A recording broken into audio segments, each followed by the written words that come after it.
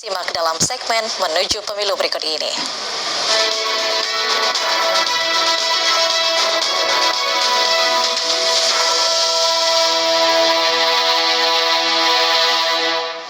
Saudara, tim independen penjaringan calon anggota Komisi Independen Pemilihan KIP Aceh Jaya telah mengumumkan peserta yang lulus dalam ujian tulis. Pada pengumuman tersebut, sebanyak 21 peserta dinyatakan lulus dari 25 peserta yang telah mengikuti tes tulis.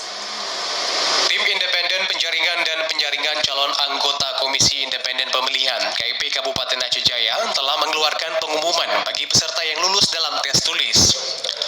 Pengumuman tersebut disampaikan dalam surat tentang pengumuman hasil seleksi ujian tulis calon anggota Komisi Independen Pemilihan Kabupaten Aceh Jaya periode 2023-2028. Dari hasil pengumuman yang dikeluarkan, sebanyak 21 peserta dinyatakan lulus dari 25 peserta yang mengikuti.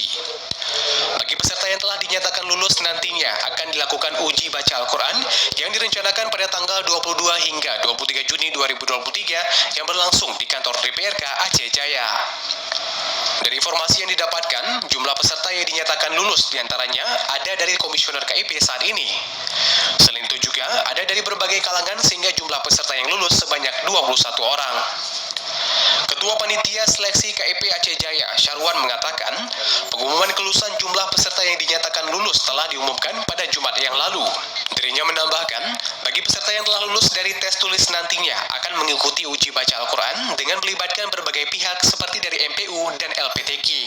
Untuk kemarin yang tes tulis jumlahnya peserta 25 orang, yang gugur 4 orang, berarti yang lulus 21 orang. Kemudian nanti setelah pengumuman kemarin kita umumkan hari Jumat, dilanjutkan dengan uji baca Al-Quran. Rencananya pada hari Kamis nanti. Kemudian setelah uji baca Al-Quran kita lanjutkan dengan wawancara yang direncanakan nanti setelah Idul Adha. Bagi peserta yang dinyatakan lulus, pihak Pansel berharap pada uji mampu baca Al-Quran bisa hadir sesuai waktu yang telah ditentukan, karena uji mampu baca Al-Quran menentukan untuk mengikuti tahap selanjutnya. Dari Aceh Jaya, Musliadi, TVRI Aceh melaporkan.